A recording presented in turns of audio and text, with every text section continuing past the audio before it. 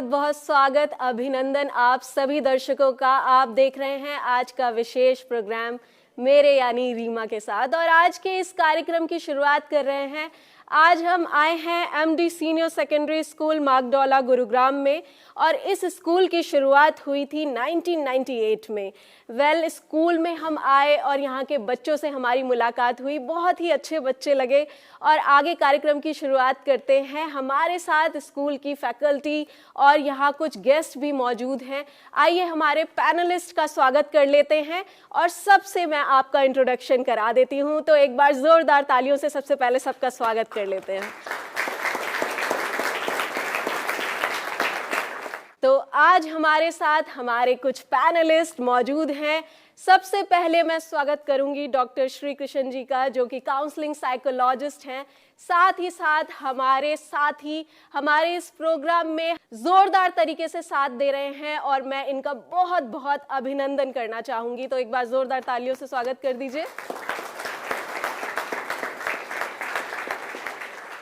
हमारे स्कूल के जो चेयरमैन हैं, उनका मैं स्वागत करना चाहूंगी, मिस्टर जोगिंदर सिंह जी, जो कि पैनलिस्ट के रूप में हमारे साथ यहाँ मौजूद है।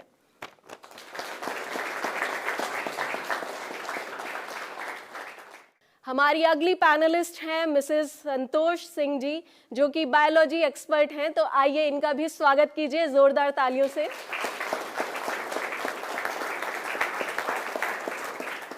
अगली पैनलिस्ट हैं जो कि इंग्लिश लैंग्वेज एक्सपर्ट हैं, मिसेस अनीता जी। इनका भी जोरदार तालियों से स्वागत कीजिए। हमारे आज के अगले पैनलिस्ट जो हैं वो है मिसेस रूबी वत्स। ये बिजनेस स्टडीज एक्सपर्ट हैं। तो आइए इनका भी एक बार जोरदार तालियों से स्वागत कीजिए। तो अब मैं बात करूंगी मैथमेटिक्स और आईटी एक्सपर्ट की, मिस्टर संजीव कुमार जी। तो आइए इनका भी जोरदार तालियों से स्वागत कीजिए, अभिनंदन कीजिए। हमारे आज के जो अगले पैनलिस्ट हैं वो हैं स्पेशल एजुकेटर और साइकोलॉजिस्ट मिस्टर संदीप सिंह जी। तो इनका भी जोरदार तालियों से स्वागत कीजिए।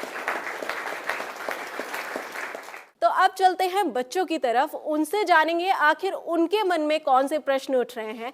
मेरे मन में बहुत सारे सवाल उठ गए हैं और इनको मैं पूछूंगी धीरे धीरे, लेकिन फिलहाल बच्चों की तरफ चलते हैं, उनसे जानेंगे कि उनके मन के प्रश्न क्या है। Good morning, myself Avan from class 10th। मेरा प्रश्न यह है कि आफ्टर 10th हम इंजीनियरिंग के लिए कौन सा सब्जेक्ट ले, कौन सी स्ट्रीम ले, और हायर एजुकेशन के लिए क्या लें। 10th में आपके अच्छे मार्क्स आए, आप लीजिए नॉन मेडिकल, जिसमें आपके पास आएंगे फिजिक्स, केमिस्ट्री, मैथ्स, ये 3 सब्जेक्ट जिनको पीसीएम भी बोला जाता है। इनमें आपको अच्छे मार्क्स अचीव करने पड़ेंगे 11th में, 12th में। उसके बाद आपके पास इंजीनियरिंग के ऑप्शंस चूज़ होंगे, जिसमें आप बैचलर ऑफ इंजीनियरिंग के लिए आप जेई के लिए अप्लाई कर सकते हैं। एक एंट्रेंस एग्ज़ाम है जिसमें आपको एंट्रेंस एग्ज़ाम देना पड़ेगा। इसके बाद आपके बहुत सारे करियर ऑप्शंस खुल जाएंगे। इंजीनियरिंग जो है बहुत सारी फील्ड्स में होती है। आप इसमें एरोनॉटिकल इंजीनियरिंग चूज़ कर सकते हैं, आप साइंटिस्ट बन सकते हैं, इसको करके आप आर्किटेक्ट भी बन सकते हैं। जेई के 2 एग्ज़ाम्स होते हैं, लेवल 1, जिसमें आप मैकेनिकल, सिविल इंजीनियर, आईटी की फील्ड में जा सकते हैं, आप सॉफ्टवेयर इंजीनियर बन सकते हैं, आप इलेक्ट्रिकल की फील्ड में जा सकते हैं। सेकेंड एग्ज़ाम जो है आपका आर्किटेक्ट के लिए होता है, जिसको आप बैचलर ऑफ आर्किटेक्ट कहते हैं। इसमें आप जा सकते हैं। आर्किटेक्ट भी बहुत अच्छा करियर ऑप्शन है आज के लिए। आप बहुत सारे अदर ऑप्शंस भी चूज़ कर सकते हैं। बीटेक करने के बाद आप, इंजीनियरिंग करने के बाद आप साइंटिस्ट बन सकते हैं, अपने देश की, समाज की सेवा कर सकते हैं, कुछ ऐसी चीज़ें भी बना सकते हैं जिससे कि हमारा जीवन जो है और आसान हो जाए। मेरा नाम वंश है, मैं 9वीं कक्षा का छात्र हूँ। मेरा प्रश्न यह है कि हम विज्ञान क्यों पढ़ते हैं और मैं विज्ञान में अपना भविष्य कैसे बना सकता हूँ। यस वंश, let me answer you. Science क्या है पहले वो जानना ज़रूरी है। तो साइंस एक सुसंगठित और सुव्यवस्थित ज्ञान को कहते हैं। आपके खाने में, आपके बोलने में, आपकी सांस लेने में भी साइंस है। तो साइंस आप क्यों पढ़ें, आप ये जानना चाहते हैं। साइंस आप क्यों नहीं पढ़ें, मैं ये जानूं। आप जो कपड़ा पहन रहे हैं उसमें फाइबर है, वो फाइबर भी आपको साइंस की बदौलत मिला है। जो आप सांस ले रहे हैं, कौन सी गैस आप सांस लेने में यूज़ कर रहे हैं, कौन सी गैस आप बाहर एक्सेल कर रहे हैं, वो भी साइंस है। आप बोल रहे हो तो उसमें भी वाइब्रेट हो रही है आपकी लैंग्वेज, जो टंग है वो वाइब्रेट हो रही है। युवला, जिसको आप कंठमूल कहते हैं, वो वाइब्रेट हो रहा है, जिसकी वजह से साउंड प्रोड्यूस हो रहा है। तो आप बोलने में भी साइंस का यूज़ करते हो। समझ आया आपको साइंस क्यों पढ़नी है? आपको हर फील्ड पर साइंस की ज़रूरत पड़ेगी। साइंस पढ़ के आप साइंटिस्ट बनना चाहते हो, साइंटिस्ट बनने के लिए आपको साइंटिफिक मेथड्स की नॉलेज होने की ज़रूरत है। आपको साइंटिफिक मेथड्स की नॉलेज चाहिए, जिसमें कोई भी आपका एक मूल विचार आया, जिसको हमने हाइपोथेसिस नाम दिया, उस पर आपने जो भी स्टेप उठाए, जो भी रिसर्च की, जो एक्सपेरिमेंट्स किए, उसको हम स्टेप बाय स्टेप करते जाएंगे, जिनको हम साइंटिफिक मेथड्स का नाम देते हैं। फिर आप किसी एक अप्रोच पर पहुंचते हो, आप कैलकुलेशंस करते हो, आप एनालाइज करते हो, और फिर आप अपने नतीजे पर पहुंचते हो, जिसको आप रिजल्ट का नाम देते हो। Good morning all of you. I am Muskan from class 9th। मेरा क्वेश्चन ये है कि ऑल ओवर इंडिया में 1 जनवरी से लेकर 23 जनवरी तक 160+ सुसाइड किए हैं स्टूडेंट्स ने, ड्यू टू फैमिली प्रेशर और एक स्टडी प्रेशर की वजह से। क्यों कर रहे हैं? कि उन्हें लेना आर्ट्स है, लेकिन उनकी फैमिली प्रेशर क्या है कि नहीं, तुम साइंस लो, साइंस में लेकर तुम नीट करो या जेई करो, इंजीनियर बनो, साइंटिस्ट बनो, और वो ये चीज़ें नहीं कर पा रहे। उनका इन सब चीज़ों में इंटरेस्ट है ही नहीं, और इन सब चीज़ों की वजह से वो सुसाइड कर लेते हैं। जितने बच्चे यहाँ पर बैठे हैं या जो बच्चे सामान्य स्कूल में पढ़ते हैं, जिसने 5th क्लास पास की है, ठीक मीडियम दर्जे से भी, वो सभी बच्चे इंटेलिजेंट सेम है। इंटेलिजेंसी जो है वो हेरिडिटिकल गुण है। हम सब ये समझते हैं कि किसी बच्चे को ज़्यादा लर्निंग करने आ गई तो इंटेलिजेंट ज़्यादा है या कम है। इंटेलिजेंसी चेंज नहीं होती है। इंटेलिजेंसी जो है, इंटेलिजेंस जो ब्रेन का पार्ट है वो हेरिडिटिकल है, वो बाय बर्थ आता है, और एप्टीट्यूड भी बाय बर्थ आता है। किसी में एप्टीट्यूड ज़्यादा अच्छे होंगे, वो पायलट वगैरह जो सिलेक्शन होते हैं, लेकिन वो कुछ लोग ही होते हैं। तो पहला कॉन्सेप्ट तो ये अपने दिमाग में डाल लीजिए, इंटेलिजेंस में कोई फर्क नहीं होता। मान लो एक व्यक्ति अच्छा पढ़ा, उसको इंग्लिश बहुत अच्छी है, तो बहुत अच्छी इंग्लिश बोल रहा है, बाकी समझेंगे कि इंग्लिश अच्छा बोल रहा है इसलिए ज़्यादा होशियार है। बुद्धिमत्ता, वो अपने सब्जेक्ट का तो एक्सपर्ट है, लेकिन विद्वानिता के सभी फील्ड में जो जिसमें काम कर रहा है वो उसमें विद्वान है। मालूम कोई मैथ में है। अधिकतर साइंटिस्ट जो हैं, जितने रिसर्च किए हैं, वो लोग इंट्रोवर्ट टाइप हैं, वो कम बोलते हैं, वो अच्छे वक्ता नहीं है, या उन्हें वोकैबुलरी इस तरह की फालतू की बातें या नेता वाली बातें नहीं मिलती हैं उनको। तो इसका अर्थ ये नहीं है वो विद्वान नहीं है, वो अपने फील्ड में एक्सपर्ट हैं। तो जब बात आती है कि सुसाइड बच्चे क्यों करते हैं, सुसाइड वो बच्चे करते हैं जो बच्चे खेलने नहीं जाते, क्योंकि आप खेलेंगे तो गिरेंगे। जिसको गिरना आता है वो कभी भी सुसाइड नहीं करता। इंटॉलरेंस पावर उस बच्चे में आती है जिसको एक्स्ट्रा लाड मिल जाता है, फैमिली वाले जिसको ज़्यादा प्रोटेक्शन दे देते हैं। जितने अब कोटा में भी आपने देखा होगा, अधिकतर बच्चे सुसाइड वही करते हैं। डिप्रेशन के, स्ट्रेस के शिकार वो होते हैं जिनको फैसिलिटी ज़्यादा मिल जाती है। जो बच्चे मिलने के बाद भी आप अपनी चीज़ों के कम साधनों से आप प्रयोग करना सीखेंगे।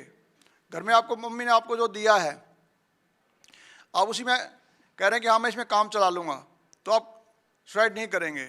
लेकिन आप जिद करने लग जाएं, पेरेंट्स की कैपेसिटी है नहीं, जिद करें कि मेरे फ्रेंड के पास तो ये है इसलिए उसके अच्छे नंबर आए हैं, उसको ये पेन मिल गया, इतना अच्छा पेन होना चाहिए मेरे पास, मैं मैरिज में जा रहा हूँ, वहाँ स्कर्ट या ड्रेस, जो भी आपकी कॉस्ट्यूम्स हैं, मेरा इतना बढ़िया होना चाहिए, मेरे ईयर रिंग इतने बढ़िया होने चाहिए, या मेरे पास बाइक होनी चाहिए, और आपके पेरेंट्स आपको देते जाते हैं। तो जिस दिन वो आपकी पूरी नहीं होती, फुलफिल नहीं होती, तो आप सुसाइड करते हैं। लेकिन बचपन से आपको आदत है, कभी मिल जाती है कभी नहीं मिलती है, या आप एडजस्ट करना सीख जाते हैं, तो आप कभी भी सुसाइड नहीं करते हैं। पूरे देश में लगभग 150 करोड़ लोग हैं, तो कितने लोग सुसाइड करते हैं? हम 1-2 हज़ार को गिन लेते हैं, क्योंकि वो 1-2 हज़ार वो हैं जिनको फालतू की चीज़ें मिलती रहती हैं। अगर इस तरह आपके स्कूल में, इसी स्कूल में 1998 से अब तक के में कम से कम आप सारे हमारे जितने बैच निकले हैं लगभग 17-18 हज़ार स्टूडेंट यहाँ से पास आउट हो चुके हैं, लेकिन कितने स्टूडेंटों ने यहाँ सुसाइड किया है? इसलिए आपको मैंने स्टार्टिंग में बताया था, कोई भी फील्ड खराब नहीं है और कोई भी मनुष्य भी खराब नहीं है। आप जिस फील्ड के एक्सपर्ट हैं, अगर आप अच्छे हलवाई हैं तो ज़रूरी नहीं है आप अच्छे इंजीनियर बनने की कोशिश करें। अब अच्छे हलवाई बनाइए, अच्छी मिठाई बनाइए, कितनी मिठाइयाँ वाला बहुत अच्छा काम चलता है। आप अपने फील्ड में काम कीजिए। ये नहीं है क्लास में सभी बच्चों ने साइंस लिया, अपने पेरेंट्स को पहले दिन से समझाइए, उनके दबाव में आके काम ना करके उन्हें बताइए, लेकिन जिद नहीं करनी है, उनको बताइए कि मेरे अंदर ये कैपेसिटी है, आप मेरा ये टेस्ट ले लीजिए।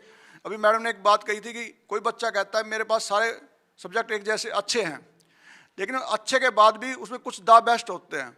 आपके सिलेक्शन वो होना चाहिए।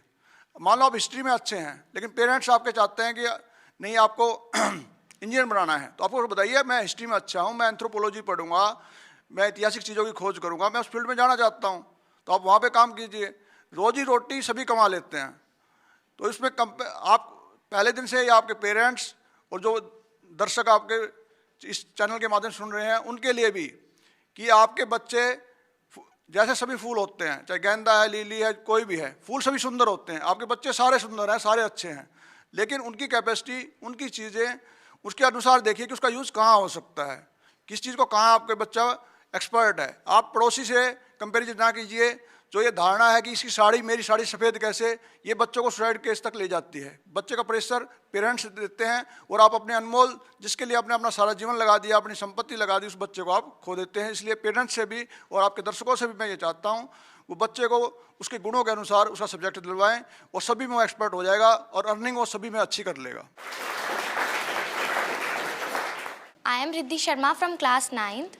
और मैम मेरा ये क्वेश्चन है कि एक एंटरप्रेन्योर बनने के लिए वो कौन से मेन पॉइंट्स हैं जिन पे हमें मेनली फोकस करना होगा एक एंटरप्रेन्योर बनने के लिए? आपको सबसे पहले तो एक क्रिएटिव माइंड होता है, तो आपको एक आइडिया होना चाहिए कि आपको किस टाइप का एंटरप्रेन्योर बनना है। सो इसमें आपको डिफरेंट आपको स्किल्स, आपको इसमें ये स्किल्स के जो फैक्टर्स हैं ये आपको इसमें देखने पड़ते हैं। और जैसे आपको क्रिएटिव माइंड से आप किस चीज़, कौन सी एंटरप्रेन्योर की फील्ड में जाना चाहते हैं, आप स्टैटिक्स में जाना चाहते हैं, इकोनॉमिक्स में, और डिफरेंट फाइनेंशियल मार्केट में जाना चाहते हैं, तो वो आपको डिपेंड करता है कि आपके क्या क्या स्कोप्स रहेंगे। इसमें जो डिफरेंट स्कोप्स होते हैं, आपके ट्रेडिंग में स्कोप्स हैं आपके पास, और फाइनेंशियल मार्केट्स में हैं आपके पास, इकोनॉमिस्ट हैं, रिसर्च में भी आप कर सकते हैं। तो ये चीज़ आपकी एंटरप्रेन्योर में रहेगी। सो आपको मतलब सबसे पहले आपको आइडियाज़ होना चाहिए, एक क्रिएटिव आइडिया होना चाहिए, स्किल होनी चाहिए आपको एक एंटरप्रेन्योर के लिए। Hello everyone, my name is Manish and I am from class 11th commerce. मेरा क्वेश्चन ये है कि आजकल स्टूडेंट है ना, हर चीज़ में ओवर थिंकिंग बहुत ज़्यादा करते हैं और काफ़ी चीज़ों को लेके इनसिक्योर भी फील करते हैं, जो उनकी मेंटल हेल्थ पे इफ़ेक्ट करती है। तो इससे बचने के लिए क्या कर सकते हैं स्टूडेंट्स? मूल आधार था क्वेश्चन का कि इस एज में बहुत सारे क्वेश्चंस पॉपअप करते हैं माइंड में, मल्टीपल थॉट्स आते हैं कि मैं ये कर पाऊँगा, नहीं कर पाऊँगा, कैसे कर पाऊँगा, मैं किस सब्जेक्ट को चूज करूँ।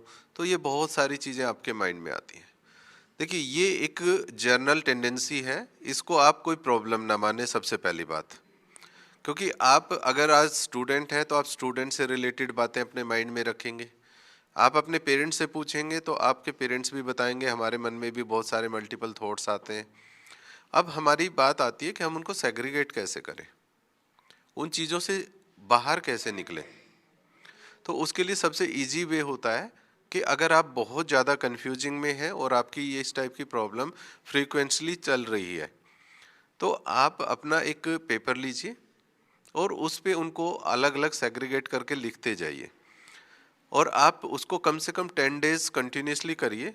और उस 10 डेज में आप ये देखिए कि आपकी फ्रीक्वेंसी किस साइड ज़्यादा हो रही है, आप ज़्यादा किस चीज़ पे फोकस कर रहे हो, मैं सक्सेस होऊंगा नहीं होऊंगा।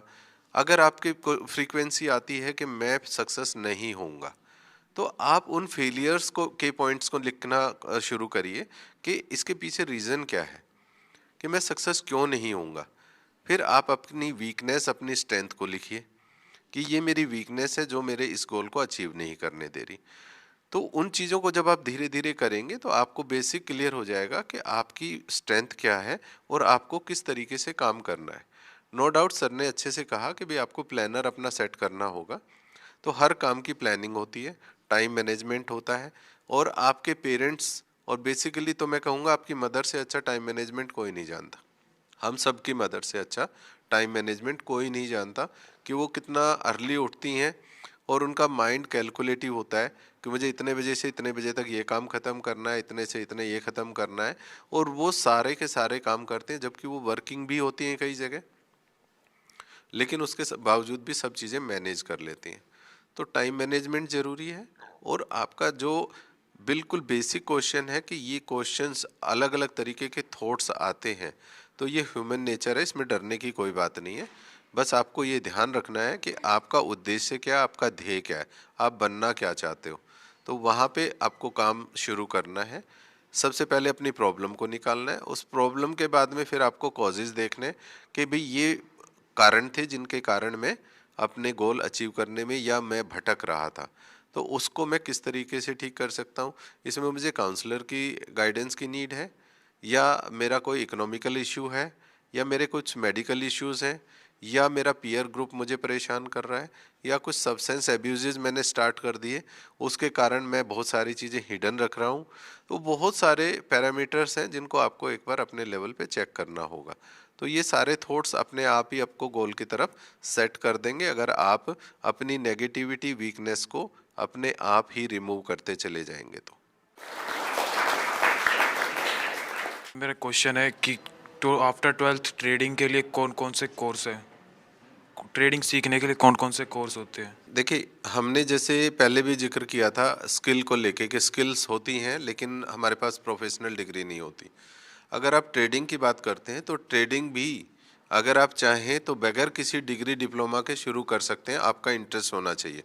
बट बेटर है कि अगर आप प्रोफेशनल डिग्री डिप्लोमा के साथ एक लर्निंग के साथ अपना काम करते हो तो आपको लॉसेस के और उसके चांसेस कम होते हैं, क्योंकि आपके पास मार्केट का पूरा नॉलेज होता है कि भाई आप कहाँ किस तरीके से किसी भी चीज़ को एनालिसिस करें और आप अच्छे तरीके से अपने ट्रेडिंग को कर सकें।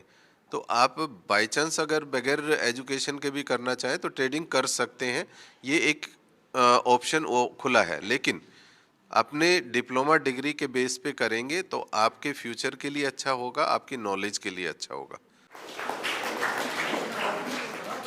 My name is Keshav and I am from 11th class. तो मैं आज पूछना चाहूँगा कि जितने भी बच्चे 11th या 12th में होते हैं वो किसी ना किसी एंट्रेंस एग्ज़ाम की प्रिपरेशन करते हैं, और जिनमें से कुछ बच्चे अपनी 12th और 11th की सिलेबस के साथ एग्ज़ाम की प्रिपरेशन करना शुरू कर देते हैं, पर वो दोनों को एक साथ कंटिन्यू नहीं कर पाते। तो हम उसे कैसे एक साथ कंटिन्यू कर सकते हैं? आप लोग सब इस बात को मानते हैं कि हम लोग कहीं ना कहीं अपने कैरियर को लेके बहुत ज़्यादा चिंतित रहते हैं।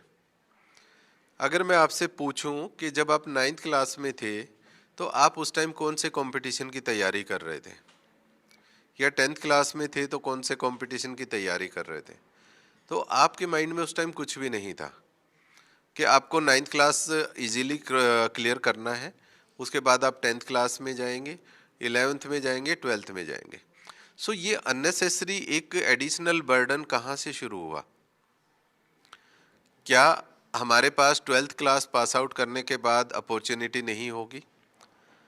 क्या हमें अपने सब्जेक्ट को आज जो हम पढ़ रहे हैं उसका अच्छे से अध्ययन नहीं करना चाहिए?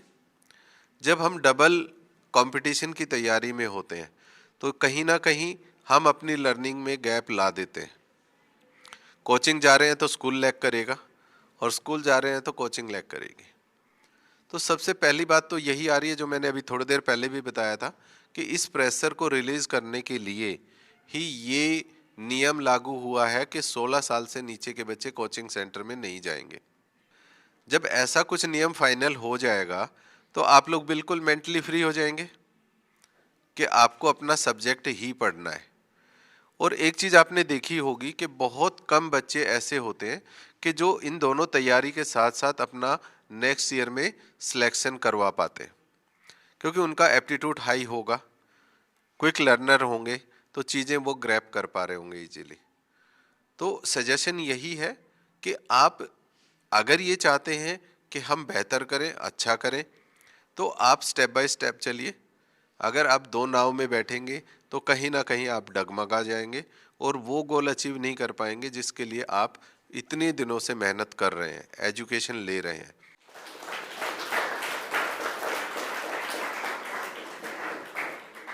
Good morning all of you. My self Suhani Sehrawat from 11th arts. मेरा ये क्वेश्चन है कि टीचर बनने का क्या प्रोसेस है। सब्जेक्ट कोई भी हो आपका, तो यहाँ पर अभी बेसिकली हम डिस्कस कर चुके हैं कि NCERT बेस्ड जो भी आपकी टेक्स्ट बुक हैं, वो चाहे हिंदी की हैं, इंग्लिश की हैं, मैथमेटिक्स है, विच एवर द सब्जेक्ट, तो सिर्फ हमें उनको रीड करना है। कॉम्पिटिटिव जो भी एग्ज़ाम्स होते हैं, स्पेशली मैं टीचर्स के लिए बताना चाहूँगी कि आपकी ग्रेजुएशन होनी चाहिए, किसी भी किसी भी स्ट्रीम में हो, बस ग्रेजुएशन हो। After graduation you have to do B.Ed। After B.Ed जो है हम टीचर बन सकते हैं। अब बारी आती है कि भी सब्जेक्ट कौन सा चूज़ करें आप, तो मैं यहाँ पर आपको इंग्लिश टीचर बनने के लिए बता देती हूँ कि इंग्लिश टीचर बनने के लिए जो B.Ed आफ्टर कंप्लीटिंग B.Ed आपको कुछ टेस्ट क्लियर करने होते हैं, जैसे CTET एंड HTET।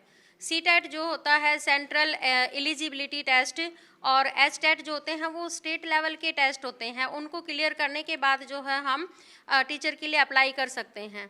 अब बारी आती है कि ये जो CTET टेस्ट हैं, HTET है, अदर स्टेट्स के भी हैं, जैसे REET है, RTET है, तो उनके लिए जो बेसिक जो सिलेबस होता है, हमारी पेडागोगी होती है, हिंदी होती है, इंग्लिश एंड कुछ रीजनिंग होती है, और जो भी आपका सब्जेक्ट है, जैसे इंग्लिश है तो 60 मार्क्स की जो है इंग्लिश आपकी जो टेक्स्ट बुक आप लोगों ने अभी तक पढ़ी है 6 to 10th और up to 12th। So basically 6 to 12th तक की NCERT बुक्स आपको पढ़नी है, चाहे आप किसी भी सब्जेक्ट के टीचर बनना चाहते हैं। तो ऑल कॉम्पिटिटिव जितने भी एग्जाम्स होंगे आपके, CTET है, HTET है, सभी उन्हीं के बेस्ड होता है, उनसे बाहर आपसे कुछ भी नहीं पूछा जाएगा। Good morning all of you. I am Muskan from class 11th science. मैं ये क्वेश्चन पूछना चाहती हूँ कि how we prepare for a competitive exam like NEET UG, because overall competition इतना ज़्यादा बढ़ रहा है, तो उस कंपटीशन को हम कैसे कम्पीट कर सकते हैं। आजकल बहुत कोचिंग के इंस्टीट्यूट हैं, लेकिन अभी एक बिहार की घटना है, कोई IIT में सिलेक्शन हुआ था किसी बच्चे का, उसने अपने गांव में जाके कुछ टिप्स बताए बच्चों को, अपने साथियों को, अपने गांव में, और आज वहाँ ये रिजल्ट है कि किसी भी इंस्टीट्यूट से ज़्यादा संख्या उस गांव के बच्चों की है सिलेक्शन की, जो कहीं कोचिंग नहीं लेते और कहीं से कोई दूसरा कोई भी ऐसा तरीका नहीं वो लोग कर रहे रेगुलर पढ़ाई के अलावा, कि उनका जो सिलेक्शन हो रहा है। तो इसमें ये बात सामने आई है कि जो मेन टिप्स हैं, जैसे मैम ने भी अभी बताया कि आप सिलेबस को ध्यान करके और अपना जो भी, मैंने जैसे पहले भी कहा था, NCERT के बाहर कुछ नहीं आता, तो आप उस बुक को अच्छे से पढ़िए। अभी जैसे सर ने बताया क्वेश्चन बनाइए उसमें अलग अलग, तो वो सारे स्टेप आप खुद करेंगे, खुद मेहनत करेंगे कि कितने भी किसी भी तरह से पूछ ले कोई, आप उसमें खुद सोचें कितने क्वेश्चन बन सकते हैं, किस तरह से कोई पूछ सकता है, घुमा फुरा के पूछ सकता है।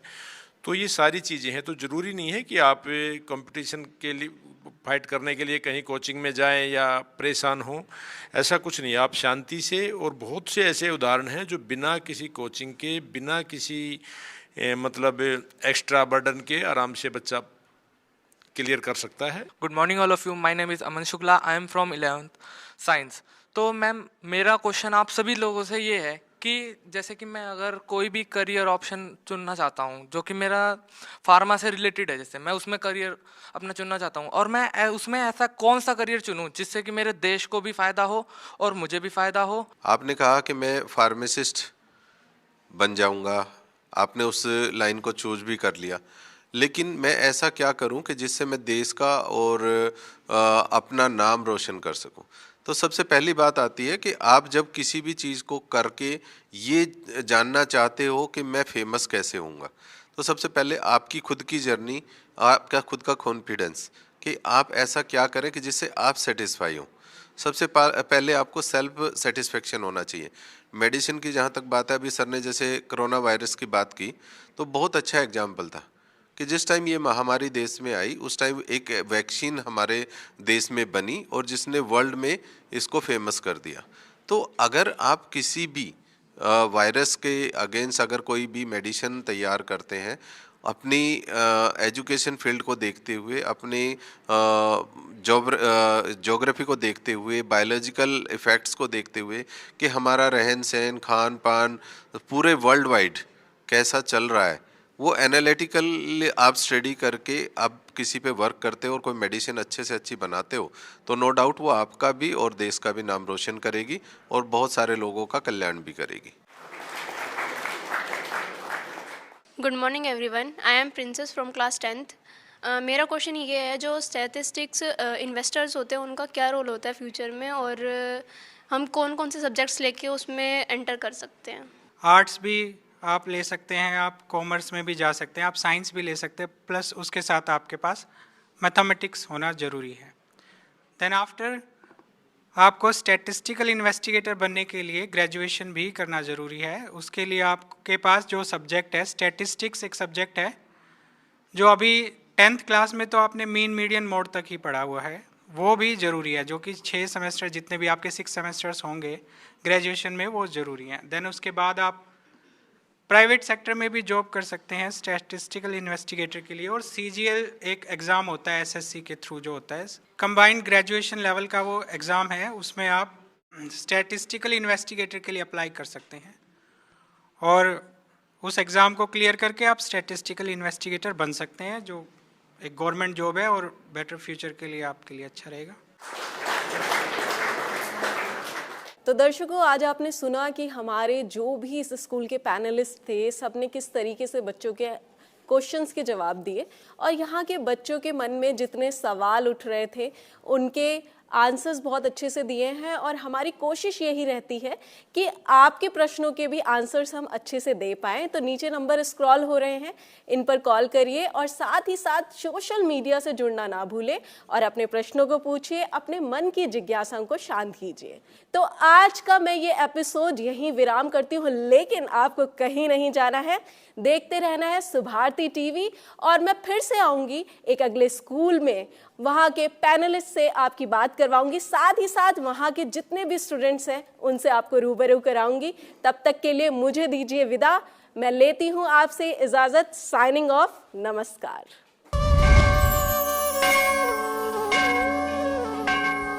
पढ़ेगा भारत तो बढ़ेगा भारत।